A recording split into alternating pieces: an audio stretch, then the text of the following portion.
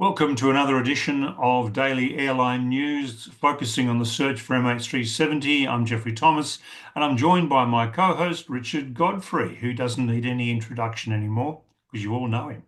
Um, so, Richard, Hello, Jeffrey.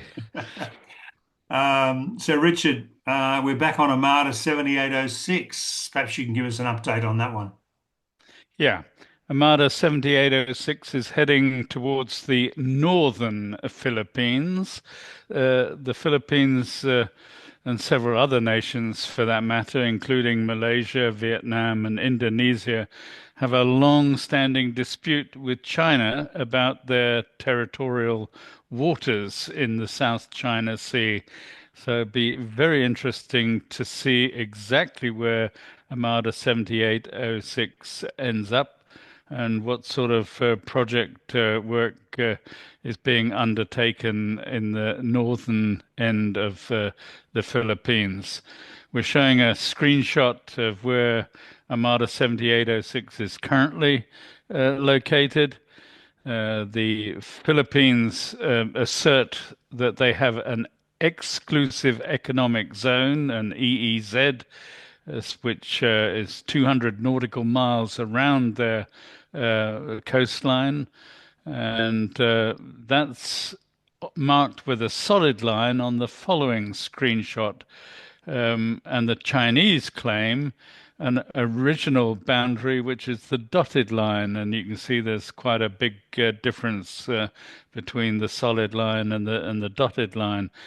The Spratly Islands, the Scarborough Shoal, and the Thomas Shoal are fishing grounds, and they are hotly disputed. Obviously, China loves to fish in the South China Sea and has many mouths to feed back home. I'm surprised the Chinese President Xi Jinping hasn't renamed the sea Xi Jinping Sea. That's the current fashion, isn't it? It Yeah. is. It's yeah. Just rename it. Okay. Whatever happened So to the Gulf of Mexico? exactly. Now, our friends talking of China, the Tan Su Yi Hao, what's it up to? Yeah, TSYH is still in the Indian Ocean near the seventh arc, but has moved away around 50 nautical miles from the seventh arc back along Broken Ridge towards the east, where it's again stopped and is again showing a restricted status. So we have a screenshot of the TSYH where it currently located. The most western point along this path was exactly on the seventh arc, where the UWA hotspot is also located, in the southernmost part of the UWA search area. And I can't believe that this is a coincidence. So the Chinese went all the way along the Broken Ridge, but not all the way to the end. It stretches several hundred kilometers further, and they stopped precisely at the seventh arc. And what were they doing there? Question mark.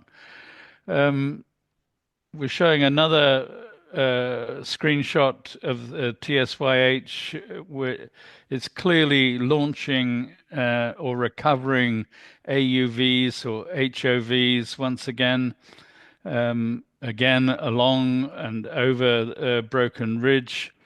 And it's showing the typical pattern from the surface vessel when a surface vessel is restricted mode and launching and recovering underwater vehicles. We had a very interesting comment on my website yesterday.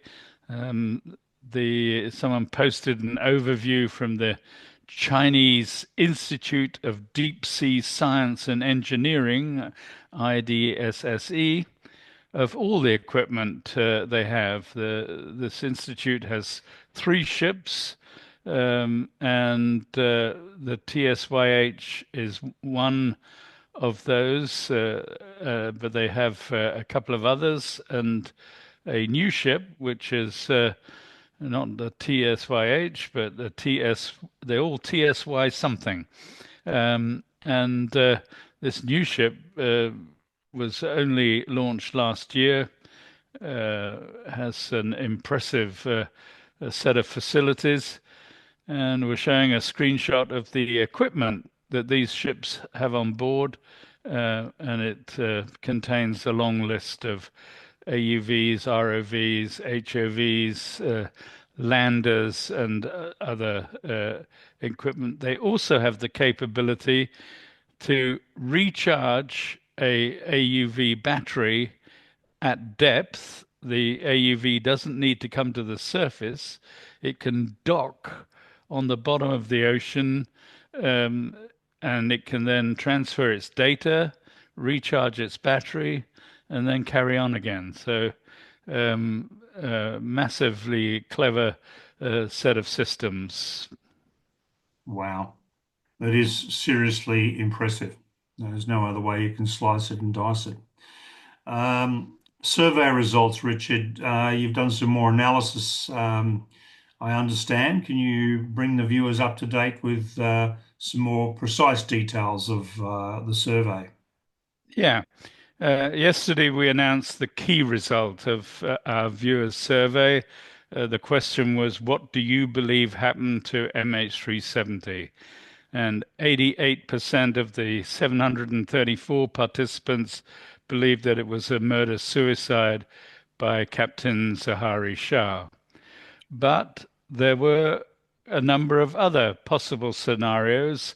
44 talked about hijacking, 32 talked about a fire on board, 26 talked about the aircraft being remotely diverted to an airport.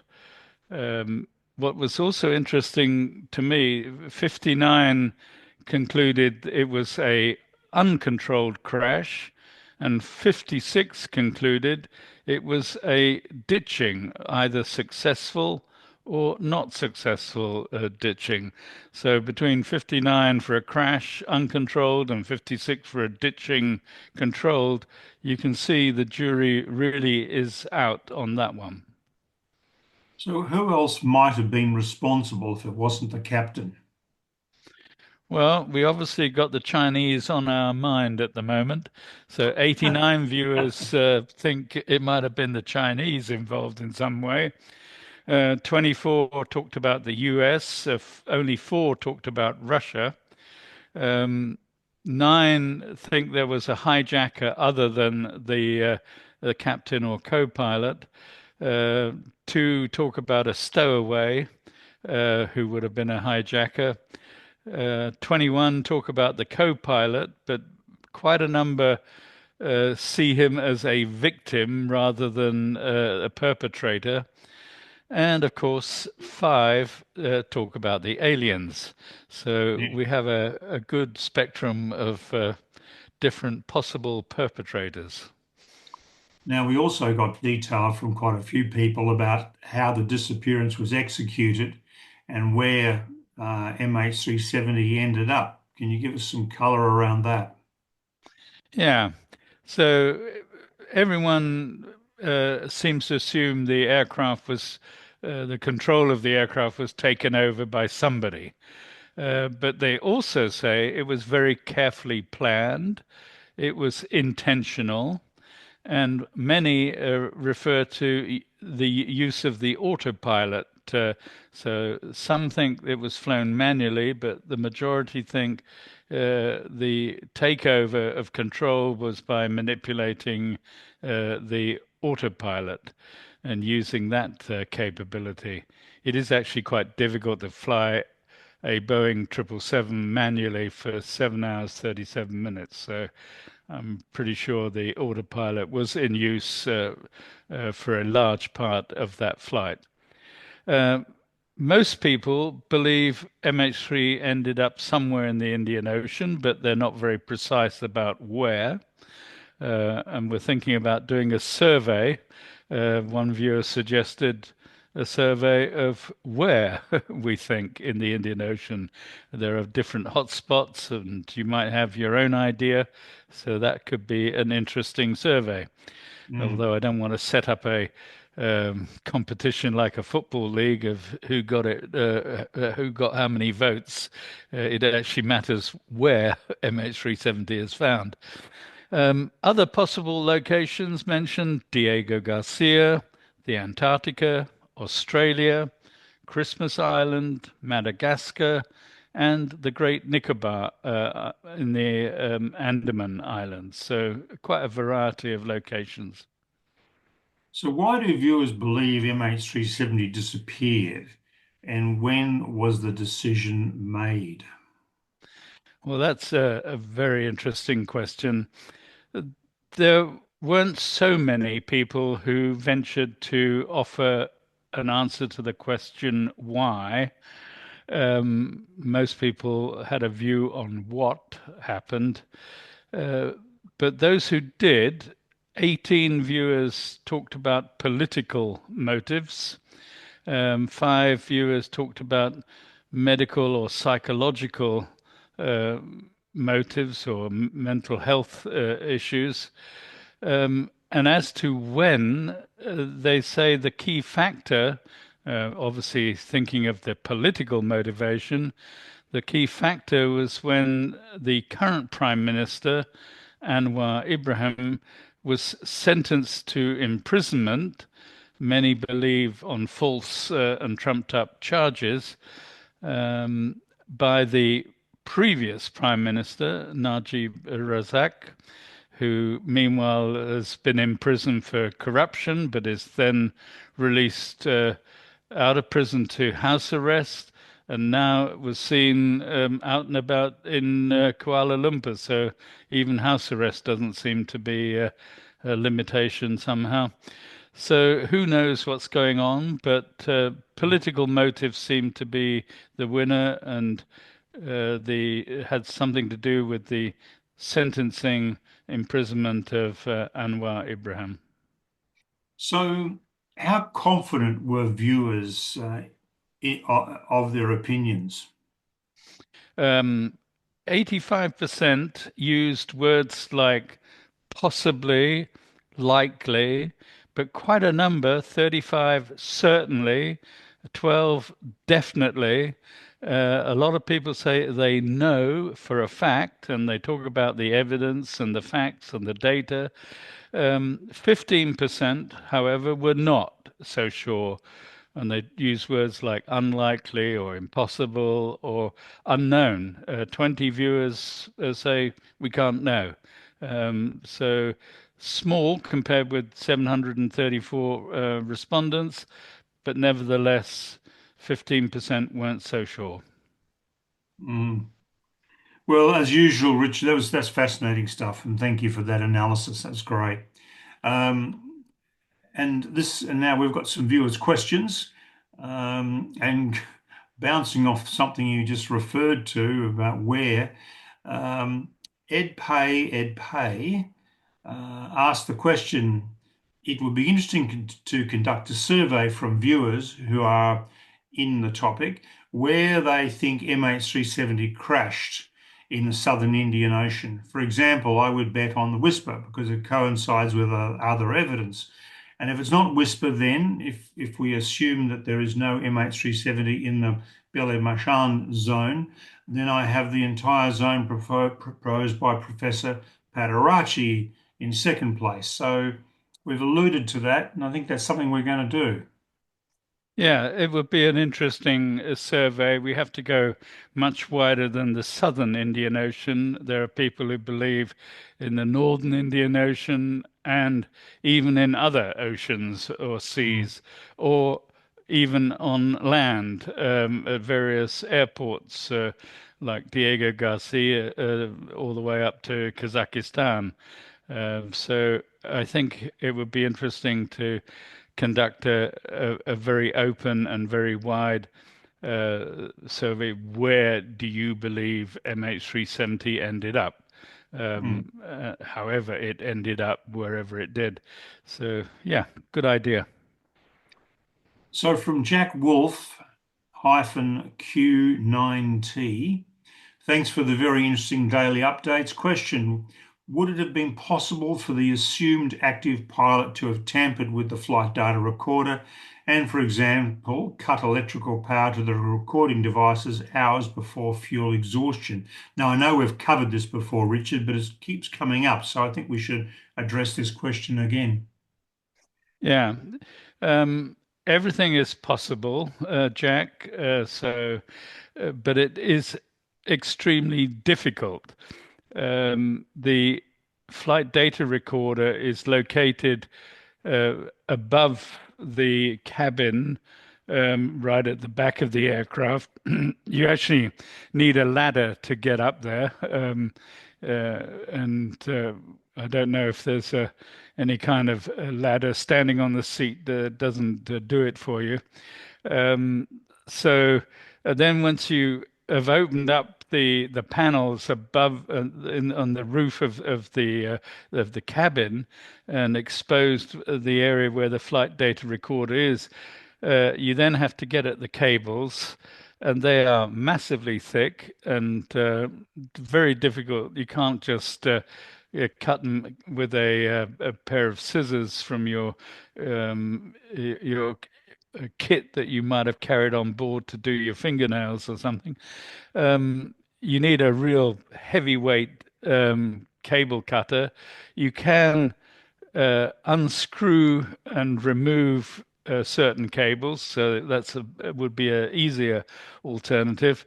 So yes, it's possible, but it's difficult and a lot of stuff in your way to do it. And if you can think about the situation, if it was the captain going back through the cabin with presumably a large number of dead bodies all over the place, um, it's probably something he might not want to have done for that reason alone. Mm. So, Mm. who knows, Jack? Who Yeah. knows? So Alexander, 1988, asks, hello, Richard and Jeffrey. I have a question concerning the Chinese vessel. If they find MH370, does the wreckage then automatically belong to the Chinese?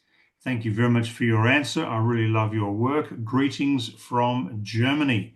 Now, and again, I know we've covered this a number of times, but again, the question keeps coming up, Richard. Over to you. Yeah. So, answer is no, it doesn't automatically belong to the finder. It belongs still to the state of registration, which is Malaysia. It's owned by the Malaysian government. And I would remind viewers it is also subject as a crime scene of different investigations. The French authorities have an ongoing crime scene uh, with MH370. So Malaysians have an ongoing investigation, other countries too. So uh, you would need permission to touch anything. Okay. Rob in Banchang says, gentlemen, what a wonderful service you are doing. I have a question. I hope it does not seem too rude or intrusive. I was watching another video today and basically disparaging Richard and his theory. The basic claim was that Richard has made it all up, has no real verifiable data, and is just searching for glory and hope the plane will be where he thinks it is. I would like to ask Richard if he has or is getting rich from postulating his whisper theory. Is this just all about glory for the history books? I don't believe either to be the case and think your passion for finding the plane is your motivation. Thank you. Well, to be frank, Rob, I haven't earned a single penny out of Whisper, so I wish, uh, but it hasn't happened.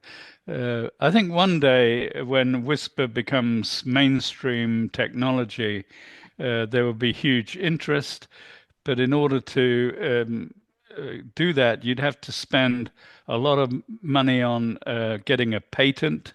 And it doesn't help these days to have a patent in just one country like Germany or even in the European Union, which alone costs 10,000 euros just to register a patent. You'd have to have one in China, America, and many other countries around the world. It costs you about $100,000 to just have a patent. Then it costs you about $50,000 a year to keep it up once you've got a patent. And then there's still no guarantee that somebody or other will violate the patents that you do have. I haven't gone there and I don't plan on going there. But if you want to donate a few million, Rob, then I will gladly enter discussions with you and see how we can make some money out of this. And just also answering on your behalf, and just another couple of other people have asked the same question. I would refer viewers to the sub channel we have here, which is Whisper, and you can look at some of the videos we've done on Whisper. And supporting all of that is the fact that the University of Liverpool is doing research on Whisper, working with Whisper, and there's been a huge number of papers written about it all. So if you're looking for verifiable data, there's an absolute host of it. And there are links again below to Richard's website to read all that. It's pretty compelling reading. So Yeah. And I would add, very stupid if you really want to make money, to share all of your findings and all your data and all of your source code with anybody who requests it. And a number of people have taken us up on that request. So yes, uh, yeah, I'm not making money out of it. no, you're not indeed. You're giving it away. Chris Bullen, 6875. Hi, guys. Great program. Wondering whether in the beginning of all this, somebody looked at what other satellites were above the spot, as well as the Inmarsat, and what they may or may not have picked up. And that's a question asked by a lot of people because they think, over Europe, there's satellites all over the place. Is that not the case in the southern Indian Ocean? And I'll let you answer it, Richard, but there's nowhere near the satellites in the Indian Ocean that there are over, say, Europe or the United States. Yeah, but there's still a huge number, and they don't orbit so often as maybe the concentration over America and Europe and Asia. But there are satellites from America, from France, Germany, UK, Australia, New Zealand, Japan, China, Thailand, long list, India, long list of satellites, and we haven't had satellite data from all of these countries, and it's perfectly possible they may show something relating to MH370 because they were active in March 2014 in orbit, and there's a lot more data we could get.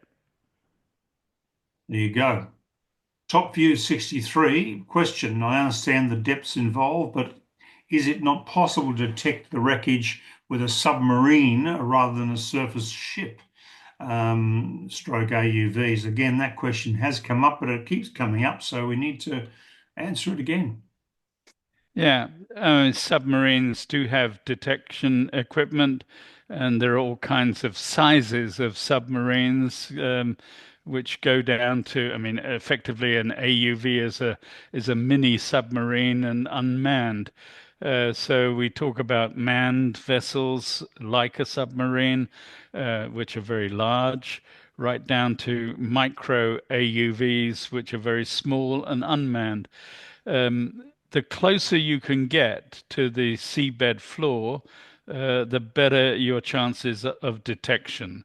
So an AUV can go and follow a tortuous route in rugged and difficult seafloor terrain, and can get really quite close to any potential target that they're looking for on the sea floor. So AUV is much the best. A submarine, okay, not too bad. A surface ship can also pick up stuff, but then it's got to scan through maybe 6,000 meters of water before it can pick something up. So, yeah, AUVs are better. I think from memory, there was a British submarine um, around at the time or involved. If correct me if my memory is wrong on that, Richard. Very Yeah, early on. there was one British submarine that was diverted to the MH370 area and joined the search. It had difficulty to pick up the locator beacon. On Mm. the black boxes, there are locator beacons, and it was thought at one point that they had been detected, but the submarine did pick up, but then it was discounted later when they analyzed the signals. So yeah, it didn't really contribute that much to the search. Okay. Now, Jeremy Wentworth, 1833, possibly China have got fed up with the Malaysian government dilly-dallying with MH370 and want it found, and they've sent one of their ships to go find her. If this is correct, good for China. Hope they find her. Yeah, they better not be too fed up with the Malaysian government because the president of China is visiting and making a state visit to Malaysia this week. So I think we'll hear how they're good friends and want to help each other. And I hope we might hear sort of agreements about joint projects, even including MH370. Yep. Now, Skynet 1, this doesn't get talked about, but I keep thinking that it was reported the captain did a flight sim on his home computer, ditching the plane on a similar track. The flight was deleted by the captain on his computer, but recovered by the investigators. Now, once again, we have covered this a couple of times, but we're going to do it again, Richard. Yeah, the Captain Sahari Shah had a flight simulator at home. Uh, on this flight simulator, he had a long list of different flights that he had simulated uh, to places like Canada or all over the world, different difficult airports to land at with a simulator, or you can even land on an aircraft carrier. So he tried out all of these things, had several hundred different flights. Um, Only one of those flights was deleted, however, and that was a flight to the southern Indian Ocean to fuel exhaustion. That flight seemed to align with a earlier flight of MH370 to Jeddah. The amount of fuel was very similar. Uh, so we don't know why this flight was deleted in particular, but it is a bit of a smoking gun. That the only flight deleted was one to the southern Indian Ocean, and people have paid quite a bit of attention to that home flight simulator and analyzed it in depth. In fact, that particular flight has about maybe 4 or 5 waypoints. The Malaysian government the Malaysian authorities dismissed it as being several flights. The ATSB, however, said no, it was one flight. So there's a difference between the two authorities on that. Correct, Richard? Yeah, there were two guys, Victor Yunello and Yves Guillaume, who published a paper on their analysis of that home flight simulator. They proved beyond a doubt that these waypoints all belong to one and the same simulation. The simulation was moved in a fast forward manner at different points during the simulation, but you can still uh, uh, discern exactly what the intention was of that simulation. Obviously, Captain Sahari Shah didn't need to run the simulation to find out what would happen. As a captain of a Boeing 777 aircraft, he knew exactly what it can do and what it can't do. But it was an exercise to work out the how far you could go and where you could go with that amount of fuel. And it's all in this report from Victor Yunello and Yves Guillaume.